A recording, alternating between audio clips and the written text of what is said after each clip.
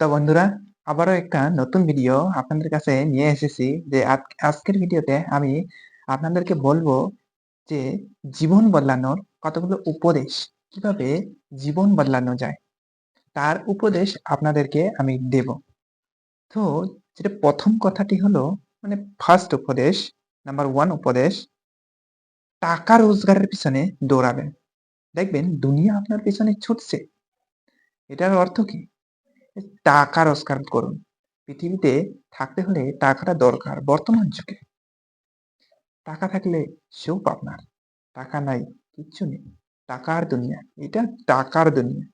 তাই টাকা রোজগারের পিছনে দৌড়ান, দুনিয়া দেখবেন আপনার পিছনে ছুটছে।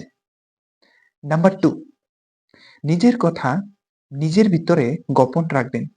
মনে রাখবেন, যতক্ষণ আপনার কথা আপনার ভিতরে থাকবে ততক্ষণ আপনি নিরাপদ। এর অর্থ হয়েছে যে আপনার যেগুলো গোপন কথা আপনার ভিতরে রাখুন, অন্যদেরকে বলবেন না। অন্যদেরকে বলবেন তো শেষ। আপনার অন্যদেরা আপনার ক্ষতি করবে। আপনি যদি ভালো কথা বলেন, তার অ্যাকশন নিবে তারা, নেগেটিভ ভাববে। তাই যেগুলো গোপন কথা আপনার ভিতরেই রাখুন, সেটাই আপনাদের কাছে আপনার মঙ্গল হবে যদি আপনি নিজের ভিতরে গোপন রাখেন, অন্যদেরকে না বলেন। নাম্বার তিন, কোনো কাজকে ছোট মনে করবেন না। উপোস করে থাকলে আপনাকে কেউ খাবার দিতে আসবে না। কথাটা একদম ঠিক। আপনারাই মনে করবেন, আপনারাই বলবেন কথাটা ঠিক না ঠিক। যে কোনো কাজ ছোট না, পৃথিবীতে সব কাজেই বড়, সমান। কোনো কাজেই ছোট না। রিক্সাওয়ালাজি, তারাও পরিশ্রম করে। একজন ইঞ্জিনিয়ার জি, তারাও পরিশ্রম করে। ডক্টর জি পরিশ্রম করে। সবাই সমান। উপোস করে থাকলে কেউ আপনাকে খেতে দিতে আসবে না। তাই ছোট কাজ বড় কাজ কোনো নেই। ডাক্তার ইঞ্জিনিয়ার সবাই সমান। তাই কোনো কাজকে ছোট মনে করবেন না। সব কাজেই কিন্তু পরিশ্রম লাগে। নাম্বার ৪, একটা সময় সন্তানও তার পিতামাতার কাছে বোঝা হয়ে যায়। আর চেষ্টা করবেন বোঝা হয়ে ওঠার আগেই সরে আসতে। এটা কিন্তু ঠিক কথা একদম।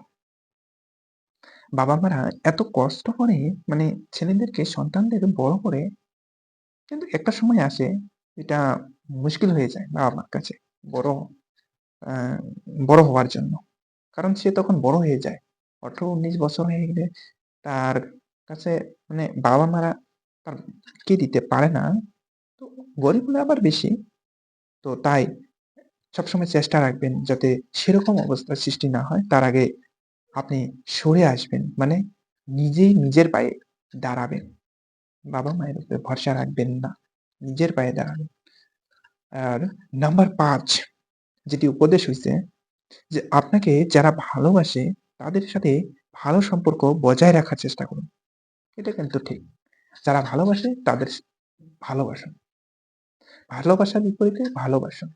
কেউ স্নেহ করলে, মরম করলে তাকে স্নেহ করুন, আদর যত্ন করুন।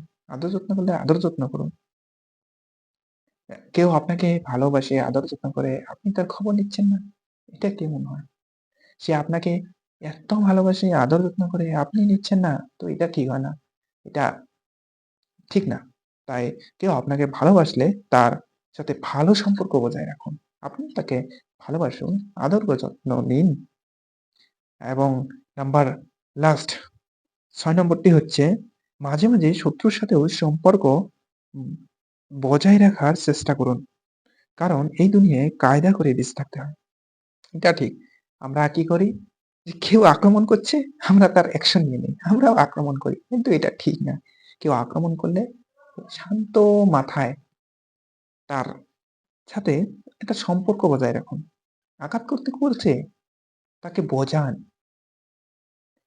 কেউ আঘাত করলে তাকে বোঝান। তাহলে দেখবেন শত্রুও একসময় মিত্র হয়ে যাবে।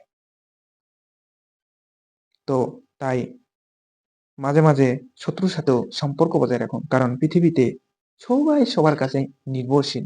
কেউ আত্মনির্ভরশীল না। তাই সম্পর্ক বজায় রাখার চেষ্টা করুন। তো বন্ধুরা, আজকের ভিডিওতে এইটুকুই কথা ছিল। তো আমি বললাম। তো যদি ভিডিওটা ভালো লাগে লাইক, কমেন্ট করবেন। সাথে পারলে শেয়ার করবেন। আরো ভিডিও পেতে চান তো চ্যানেলটা সাবস্ক্রাইব করে রাখবেন আজকের মতন এইটুকু। ধন্যবাদ।